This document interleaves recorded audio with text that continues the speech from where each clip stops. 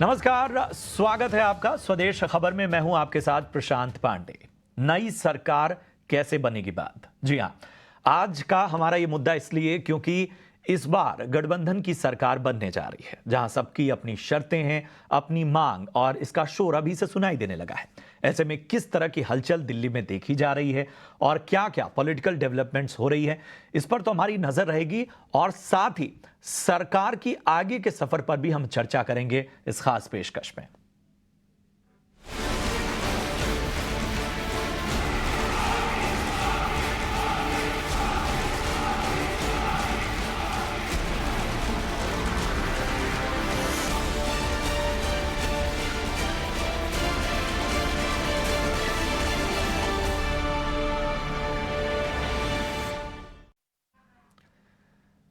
तो लोकसभा चुनाव 2024 के परिणामों ने एक तरह से सभी को खुश होने का मौका दिया।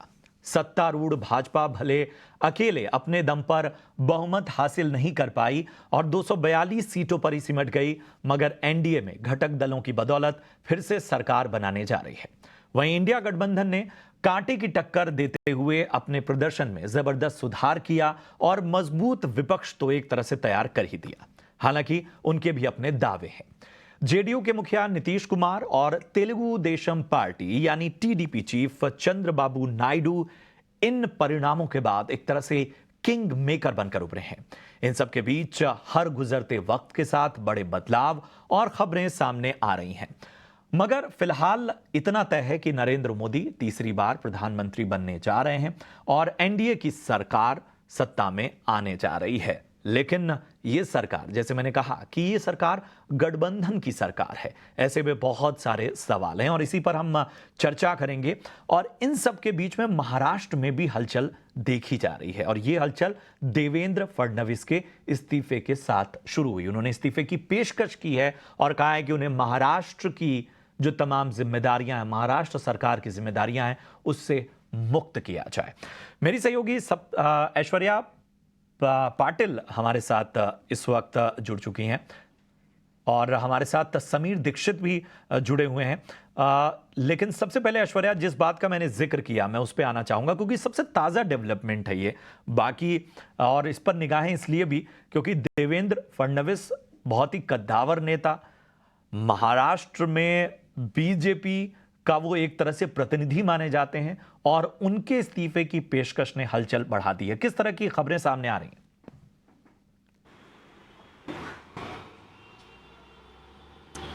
बिल्कुल, उन्होंने ऑफ़र किया है रिज़ाइन करने के लिए, क्योंकि उनके मुताबिक जो आप नंबर्स में भी देखें अगर लोकसभा सीट्स के, तो बीजेपी और इनका जो महायुति का अलायंस महाराष्ट्र में था वो सिर्फ 17 सीट्स उनको मिली और मेजॉरिटी सीट्स जो है वो महाविकास आघाड़ी यानी दूसरे जो शिवसेना लेड फैक्शन है, इंडिया ब्लॉक के फैक्शन को ज़्यादा सीट्स मिली है। तो उन्होंने रिस्पॉन्सिबिलिटी क्लेम की है और ऑफ़र कर रहे हैं कि वो अपनी पोजीशन से स्टेप डाउन करे और पर वो ग्राउंड वर्क ज़रूर जारी रखेंगे, ऐसा उनका कहना है। पर इसके अलावा अगर हम गवर्नमेंट फॉर्मेशन की बात करें, कोएलिशन की बात करें, गठबंधन की बात करें, तो अलायंसेस और नेगोशिएशंस अब अंडर वे है। जैसा कि आपने कहा कि टीडीपी के चंद्रबाबू नायडू और नीतीश कुमार की जो जेडीयू, ये दोनों की रोल प्ले करेंगे एक गठबंधन की गवर्नमेंट बनाने के लिए, 272 का मार्क अटेन करने के लिए। पर ये किंग मेकर ज़रूर है, बट इसके अलावा जो तीसरे हैवी वेट है उनको हम कहेंगे शिंदे लेड जो शिवसेना फैक्शन है, उनकी 7 सीट्स थी। हालांकि टोटल सीट्स इनकी अलायंस में कम थी, बट इनकी 7 सीट्स भी काफ़ी एक क्रूशल रोल प्ले करेंगी। और सूत्रों की माने तो उन्होंने और आगे चलकर हम देखेंगे कि ऑलरेडी जो है हमारे सीएम एकनाथ शिंदे दिल्ली में, विजुअल्स आपने कुछ देर पहले देखे होंगे, वो ऑलरेडी दिल्ली पहुंच चुके हैं और एनडीए के नेगोशिएशंस में वो ज्वाइन ज़रूर करेंगे। और अगर सोर्सेज की माने तो वो सेंटर में एक कैबिनेट मिनिस्ट्री में सीट को पुश करने वाले हैं। उसके अलावा 2 मिनिस्टर ऑफ स्टेट्स की सीट्स को भी की भी मांग वो करने वाले हैं। तो आना चाहूंगा, लेकिन इस बीच बहुत सी अहम डेवलपमेंट सामने आ रही है और लगातार ईटी नाउ स्वदेश इसके बारे में आपको बता रहा था कि आज ही सरकार बनाने का दावा पेश किया जा सकता है, क्योंकि बहुत सारी खबरें छरकर सामने आ रही है। प्रकाश का रुख करेंगे। प्रकाश, खबरें आ रही हैं कि नीतीश कुमार और चंद्रबाबू नायडू के समर्थन पत्र की कुछ सुगबुगाहट है कि शायद वो समर्थन पत्र सौंप दिया गया है। क्या अंदर खाने से खबर है?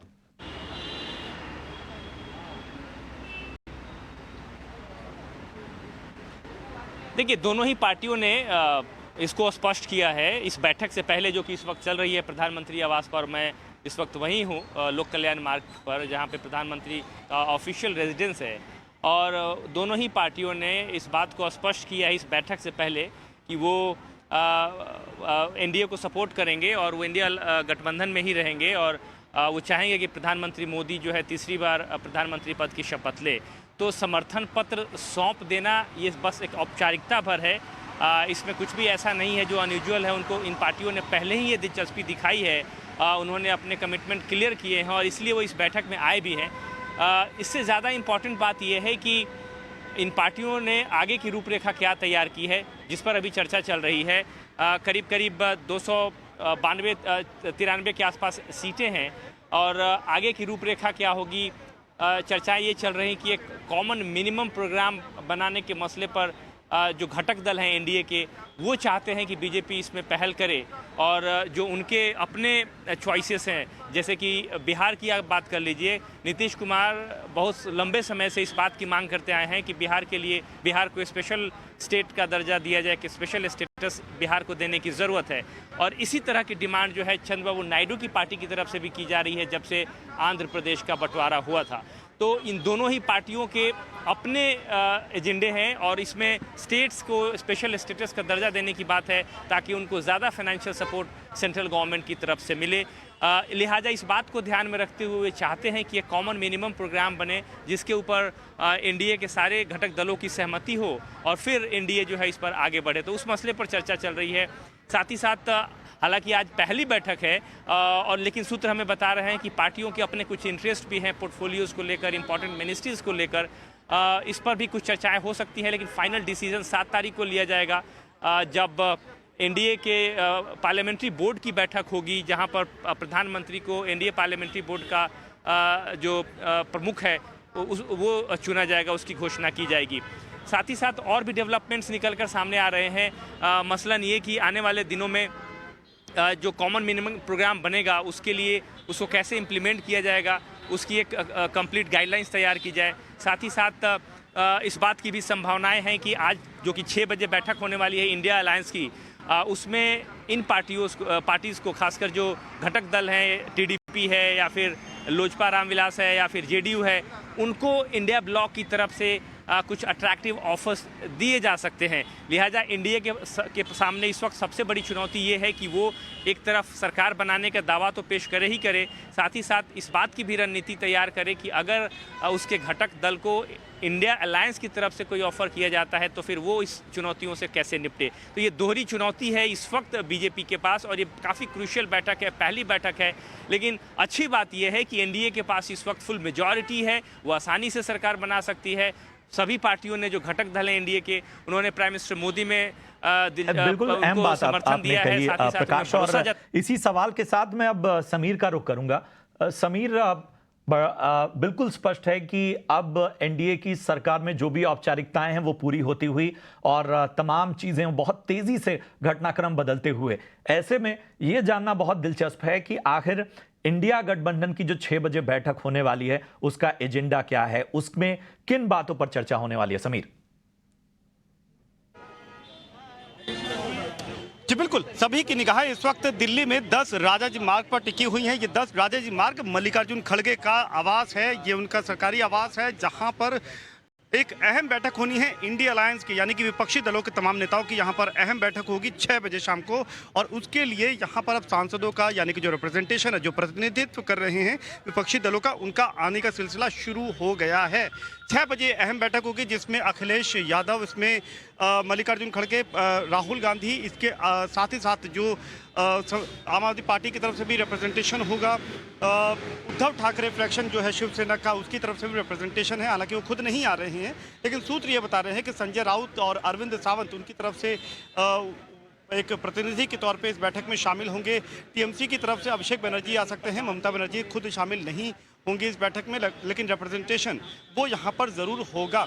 तेजस्वी यादव जो कि आरजेडी की तरफ से, वो इस बैठक में शामिल होंगे। ये एक अहम बैठक इसलिए है क्योंकि इससे 2 सवालों के जवाब निकलने की उम्मीद की जा रही है। सबसे पहली बात यह है कि क्या विपक्षी दल इंडिया अलायंस सरकार बनाने के लिए दावा करेगी या नहीं, ये सबसे बड़ी बात यह है। क्योंकि सारी बात, परफॉर्मेंस भले ही बेहतर रहा हो पिछले चुनाव के मुताबिक, लेकिन इस बार ये सबसे बड़ा सवाल है कि क्या विपक्षी दल मिल करके यहाँ पे सरकार बनाने के लिए दावा ठोकेगी या नहीं। यदि सरकार बनाने के लिए आगे बढ़ना है, उस रणनीति को अगर अपनाना है, तो फिर किन विपक्षी दलों को या किन पॉलिटिकल पार्टीज को वजह अप्रोच से किया जा सकता है इंडिया अलायंस की तरफ वेट एंड वॉच से। इस वक्त आप सिचुएशन देखें में तो इस किंग मेकर वक्त इंडिया अलायंस साफ तौर पर नजर आ रही है। 6 बजे इस मीटिंग से क्या आउटकम निकलता है ये देखना होगा, लेकिन फिलहाल जो स्थिति है वो तो यही सजेस्ट कर रही है कि जो गठबंधन है, इंडिया अलायंस है, उसे अब मजबूत विपक्ष के तौर पे ही अपनी भूमिका से संतोष करना पड़ेगा। बहुत बहुत शुक्रिया करेंगे समीर आपका, इसके साथ ही ऐश्वर्या आपका भी बहुत बहुत धन्यवाद। प्रकाश, हम कुछ और भी डेवलपमेंट होगी तो हम आपके पास लौटेंगे, लेकिन फिलहाल अपने 2 खास मेहमानों की ओर हम रुख करते हैं। हमारे साथ इस वक्त 2 बेहद खास मेहमान हैं, जाने माने राजनीतिक विश्लेषक तेजस मेहता साहब और वरिष्ठ पत्रकार अरविंद जयतिलक साहब हमारे साथ हैं। तेजस जी, मैं आपके पास आना चाहूँगा। बहुत स्पष्ट हो गया है, थोड़ा बहुत जो नैरेटिव लगातार चल रहा था कि बहुत स्मूथ नहीं होगा ये कॉलिशन गवर्नमेंट में, बहुत सी चीज़ें हैं, बहुत सी अड़चने हैं, लेकिन लगता है कि रणनीति बड़ी कारगर रही है, घटनाक्रम तेजी से बदल रहे हैं और स्पष्ट है कि आज ही हो सकता है कि सरकार बनाने का दावा पेश किया जा सकता है। इन सब के बीच में इंडिया गठबंधन की बैठक 6 बजे है, उससे क्या निकलता है वो देखना होगा, लेकिन अभी तो यही नजर आ रहा है कि तमाम चीज़ें जिस तरह से सामने आ रही हैं उसमें यह भी है कि 8 तारीख को शपथ ग्रहण, 9 तारीख को चंद्रबाबू नायडू शपथ लेंगे, ये सारी चीज़ें तो यही सजेस्ट कर रही हैं। अब सवाल उठता है कि इस सरकार के सामने किस तरह का रोड मैप होगा, किस तरह के चैलेंज होंगे। देखिए, पहली बात तो मुझे नहीं लगता है कि इंडिया अलायंस के पास कोई सरकार बनाने का चांस ही है, क्योंकि आप सोचिए कि नीतीश जी और चंद्रबाबू जी दोनों इस तरफ आ जाते हैं इंडिया अलायंस में, फिर भी 233 सीट है। आप उनमें ऐड कर दीजिए 16 और 12 तो भी 260 होते हैं, 261 होते हैं। तो ये 272 पार होता ही नहीं है और उनको बाकी छोटी-छोटी पार्टियों को या इंडिपेंडेंट एमएलए को लेने पड़ेंगे और तब जाके बनेगा। तो मुझे लगता नहीं है कि ये इंडिया अलायंस की मीटिंग जो हो रही है ये इस पे फोकस करेगी, आगे की रणनीति भी वो लोग प्लान करेगी। हाँ, ज़रूर एक बात होती है कि ये जो माँगे कर रहे हैं और बीजेपी इसको नकार दे, तो दूसरा मौका जो मिलेगा वो है सेकंड लार्जेस्ट पार्टी और वो है कांग्रेस पार्टी। पहले तो सरकार जो सबसे लार्जेस्ट पार्टी है उनको ही न्योता देगी, वही प्रोसीजर है, वही कानून चलते आ रहा है इतने सालों से, तो भाजपा को ही मिलेगा। और भाजपा ना कर पाए, उनको उनको मौका तो मिले, कोई कई दिन दिए जाएँगे सपोर्ट लेटर लाने के लिए, वो नहीं कर पाती है, उसके बाद कांग्रेस को मौका मिलेगा। तो और मुझे लगता नहीं कि भाजपा ऐसी पार्टी है को जो मौका छोड़ेगी। उन्होंने तो आज ही दावा क्लेम का एक प्रेसिडेंट के पास जाने वाले गवर्नमेंट क्लेम करने के लिए, तो अपना हक जो है वो क्लेम कर रहे हैं। आती है बात अभी नेगोशिएशंस की। देखिए, जो किंग मेकर होते हैं वही सरकार बनाते हैं, यही हकीकत हकीकत है मिली-जुली सरकारों की। और हमने देखा है कई दशकों के पहले कि ये दो जो व्यक्ति है, जो बड़े दिग्गज नेता है, चंद्रबाबू नायडू और नीतीश कुमार, दोनों ने ये पहले यही रोल में उन्होंने अपना नाम आगे बढ़ाया था। उन्होंने दोनों दोनों ने भी बहुत सालों से भाजपा के साथ काम भी किया है, तो एक वर्किंग रिलेशन, हम जानते हैं कैसे काम करना है। और मोदी जी और नायडू जी का माने एक एक टाइम साथ में ही वो चीफ मिनिस्टर बने थे, तो एक वर्किंग रिलेशनशिप होता है पॉलिटिशियंस के बीच में, तो मुझे लगता नहीं है कोई दिक्कत आने वाली है। लेकिन जी हाँ, बाकी जो छोटे दलों हैं, जैसे कि अभी शिवसेना एकनाथ शिंदे का जो है, और बाकी जो है एचएएम है, तो वो लोग भी सब एक-एक 5-5 सीट के पार्टीज़ हैं, तो वो लोग भी अपना पाउंड ऑफ फ्लेश जो कहते हैं, अपने मंत्रिमंडल की माँग करेंगे, क्योंकि उनका भी एक हक बनता है अभी कि बाकी सब कर सकते हैं तो हम भी करेंगे, यही पॉलिटिक्स होती है। तो सबको उनको इनको खुश करना पड़ेगा, लेकिन जो बड़ी-बड़ी पोर्टफोलियोज़ है, जैसे फाइनेंस की माँग हो रही है, अर्बन इंफ्रास्ट्रक्चर की माँग हो रही है, रोड्स की माँग हो रही है, मुझे लगता नहीं है कि ये सब जब बड़े पोर्टफोलियो है वो भाजपा देंगी। और आप देखिए कि 2 बड़े जो दल है, एक है नीतीश कुमार और एक है चंद्रबाबू नायडू जी का टीडीपी। दोनों के पास अभी राज्य में सत्ता चल रही है। नीतीश कुमार की बात चल रही थी ये रिजल्ट्स आने के पहले कि उनको बदला जाएगा। अभी भाजपा उसको कह सकती है कि आप वहाँ रह सकते हैं, हम आप दोनों को कुछ एक स्पेशल स्टेटस भी देने की बातचीत करेंगे। हम आपको जो ज़्यादा पैसे की बात है, हम वो भी हम सोच सकेंगे कि आपके राज्यों को एक स्पेशल स्टेटस में हम ज़्यादा पैसे दें। तो कई बातचीत हो सकती है, कई चीज़ हो सकती है, और वहाँ एक लेन-देन की बात होती है। बिल्कुल। तो मुझे लगता है कि अहम ये बात आपने कही और ये बड़ा देखना दिलचस्प होगा, क्योंकि प्रधानमंत्री नरेंद्र मोदी और ख़ास तौर पे इन 10 सालों में जिस तरह से उन्होंने काम किया है, कड़े फैसले लिए गए हैं, उसमें एक बहुत बड़ा योगदान ये है कि मेजॉरिटी जो है वो स्टेक उनके पास रहा है और इस वजह से इस तरह के कड़े फैसले लिए गए हैं। ऐसे में देखना होगा विपक्ष के अलावा, चूंकि कोलिशन गवर्नमेंट है, तो हर क्षेत्रीय पार्टी के अपने कुछ हित होते हैं और कई फैसले उस हित में भी टकराते हैं। तो ये बड़ा सवाल होगा आने वाले वक्त में। अरविंद सर, मैं आपके पास आना चाहूंगा। राजनीति में संकेतों के बड़े मायने होते हैं। आज सुबह से कई संकेत हमें देखने को मिले और हम जानते हैं कि कहीं आग है तो अगर धुआं दिख रहा है तो बिना आग के तो है नहीं। हमने कुछ तस्वीर देखी नीतीश कुमार तेजस्वी यादव की एक फ्लाइट में आते हुए, और वो तस्वीर वायरल हुई। जाहिर सी बात है, एक प्रेशर की तरह भी काम करती है कि आप कहीं मिलने जा रहे हैं और इस तरह की तस्वीर वायरल हो जाए। इसके अलावा चंद्रबाबू नायडू, जिनकी राजनीति और जिनका जो कहते हैं कि एनडीए से और खासतौर पे बीजेपी में उनका जो आना जाना लगा रहा, वो हमेशा अपने राज्य के लिए फंड्स और बाकी चीजों को लेकर बना रहा। उनकी दूरी भी इसी वजह से बनी थी। अब आपको लगता है कि नेगोशिएशंस ज्यादा होंगे इस सरकार में? देखिए, राजनीति मौके की मोहताज होती है और मुझे लगता है कि कोई भी एक क्षेत्रीय छत्रप जब अपनी सियासत को धार देता है, तो उसकी कोशिश होती है कि वह अपने राज्य में जो है अपनी स्थिति को बेहतर से बेहतर करे। इसके लिए सिर्फ 2 ही उपाय होते हैं उसके पास। एक तो उसके पास जो है सेंट्रल में उसकी भागीदारी मजबूत हो, नुमाइंदगी अधिक हो, और दूसरी चीज़ जो है आर्थिक तौर पर उसको उतना पर्याप्त मदद मिले जिसके ज़रिए जो है राज्य का भला कर सके और एक बेहतर संदेश जाए।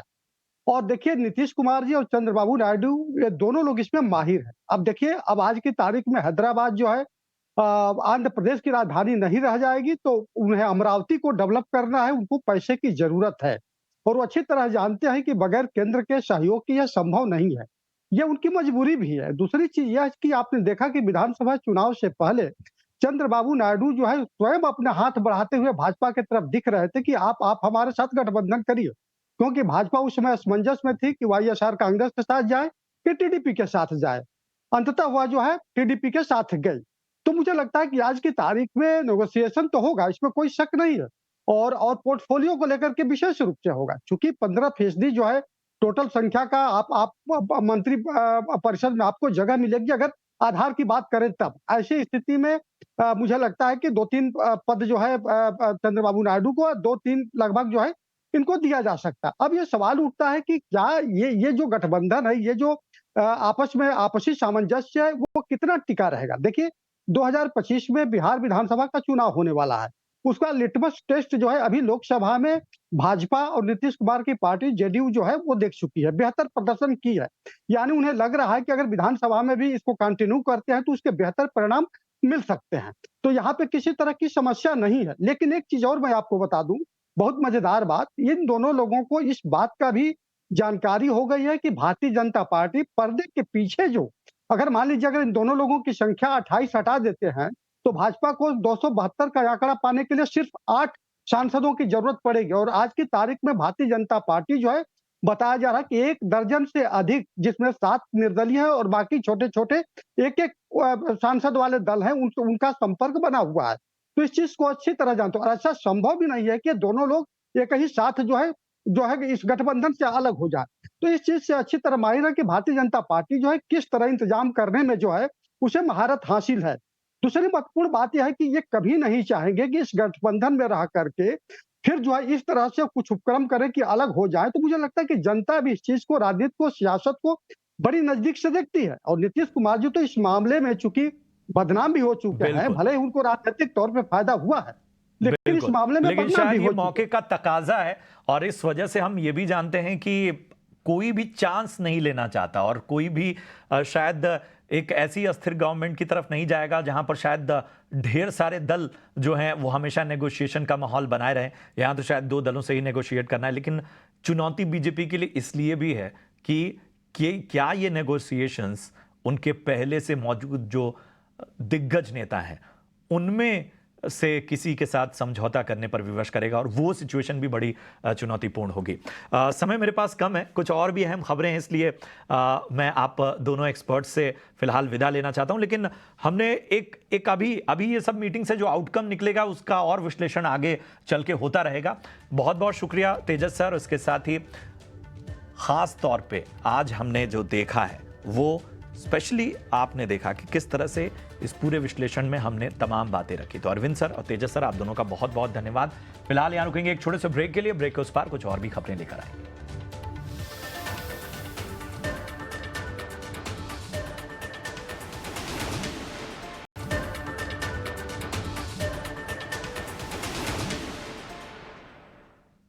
स्वागत है आपका ब्रेक के बाद, और चलिए अब बात करते हैं बाजार की। मजबूत सरकार बनने की उम्मीद से बाजार में जोश दिखाई दिया। निफ्टी 700 अंकों से ज्यादा चढ़ा, तो वहीं सेंसेक्स में 2300 अंकों का तगड़ा उछाल नजर आया। बाजार में दिन भर कैसा रहा एक्शन, बता रहे हैं अंश भीलवार।